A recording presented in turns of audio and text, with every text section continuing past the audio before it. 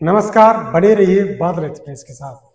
मैं हूं दीपक बोध और हम बात कर रहे हैं बिहार चुनाव में।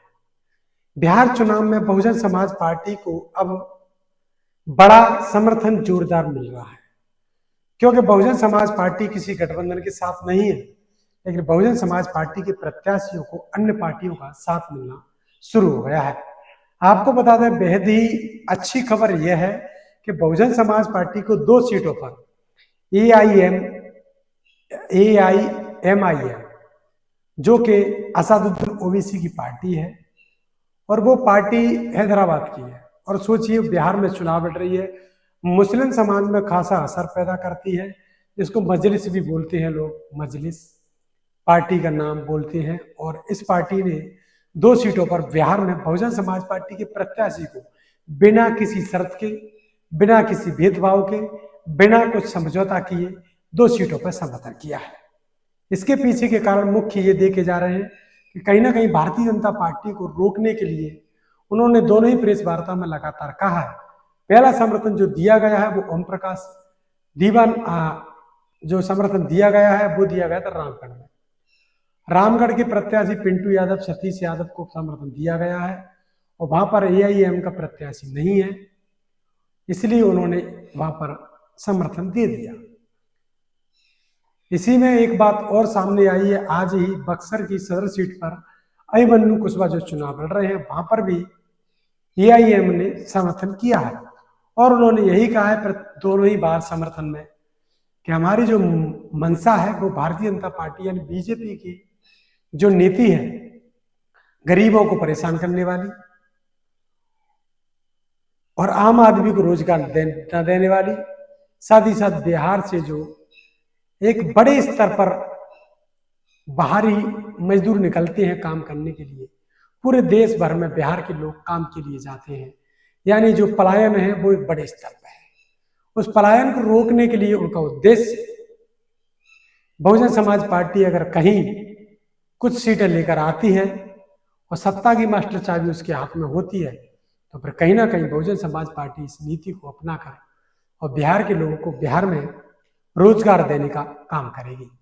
इसलिए बहुजन समाज पार्टी की मुखिया बहन मायावती हमेशा ही कहती है कि बसपा के साथ मास्टर चाबी अगर हाथ में लगती है अगर, तो फिर बसपा वही काम करेगी जो कि मजदूरों के, बेरोजगारों के, किसानों के हक में जो काम होंगे। इसी को लेकर रामगढ़ और साथ ही साथ बक्सर सदर की सीट से, दोनों ही सीटों पर बसपा को असदुद्दीन ओवैसी की पार्टी को के द्वारा समर्थन दिया गया है। भाई, आप सभी लोगों ने एक बात और देखी होगी कि जो ये गठबंधन बना है, उस गठबंधन ने एक धोखा और किया है। मोहनिया में जहां चुनाव लड़ रहे थे गठबंधन के प्रत्याशी का वहां पर पर्चा निरस्त हो गया, लेकिन वहां पर गठबंधन ने जो समर्थन किया है वो निर्दलीय को किया, यानी RJD ने जो समर्थन किया है वो निर्दलीय को किया है। जो निर्दलीय प्रत्याशी चुनाव लड़ रहा है वो वहां पर सासाराम के जो सांसद थे पुराने, उनके बेटे चुनाव लड़ रहे हैं मोहनिया सीट पर। और मोहनिया सीट पर जो चुनाव लड़ रहे हैं, और मोहनिया ऐसी सीट है, ओम प्रकाश दीवाना बसपा के प्रत्याशी है और वहां पर आजाद समाज पार्टी भी चुनाव नहीं लड़ रही है, वहां पर कोई भी चुनावी मैदान में नहीं है। सीधी लड़ाई बीजेपी की थी बसपा की, लेकिन वहां पर RJD और जो गठबंधन है, उस गठबंधन ने जो समर्थन किया है वो बीजेपी सांसद के बेटे का समर्थन किया है, यानी कहीं ना कहीं जो समर्थन है वो बीजेपी को करती हुई नजर आ रही है। तो RJD का खुलकर ऐसा नहीं है कि RJD अगर यहाँ बसपा को समर्थन कर देती तो फिर बसपा का प्रत्याशी चुनाव एक तरफा जीत जाता। इसलिए अब AIM का बड़ा फैसला माना जा रहा है कि AIM ने जिस प्रकार से असदुद्दीन ओवैसी की पार्टी चुनावी मैदान में खड़ी तो है, लेकिन वो जहां जहां उनके प्रत्याशी नहीं है वहां बसपा के प्रत्याशियों को समर्थन कर रही है। इससे सीधा सीधा असर पड़ेगा और मुस्लिम वोटर जो ट्रांसफर होगा पूरी तरह से बसपा के पास आएगा, और बसपा के पास वोटर ट्रांसफर होके आ जाता है मुस्लिम, तो फिर कहीं ना कहीं बसपा के प्रत्याशी की बम्पर वोटों से जीत बनती हुई नजर आ रही है। इसी प्रकार से सदर से जो अभिमन्यु कुशवाहा लड़ रहे हैं उनकी जीत भी सुनिश्चित बताई जा रही है। तो वहीं वहीं रामगढ़ की सीट पर पिछले चुनाव में, मुख्य चुनाव में 139 वोटों से हारे हुए सतीश यादव के पिताजी हारे चुनाव को। भाई सतीश यादव चुनावी मैदान में उपचुनाव 2024 में लड़े और उस चुनाव में उनको 1100 वोटों से हार झेलनी पड़ी, लेकिन अब मौका है उनके पास और मौका बनता हुआ नजर आ रहा है, क्योंकि ऐसी पार्टियों ने अगर समर्थन दे दिया है तो कहीं ना कहीं उनको उस आधार पर थोड़ा भी वोट मिल गया उनका, तो फिर कहीं ना कहीं बसपा उस सीट को निकालती हुई नजर आएगी।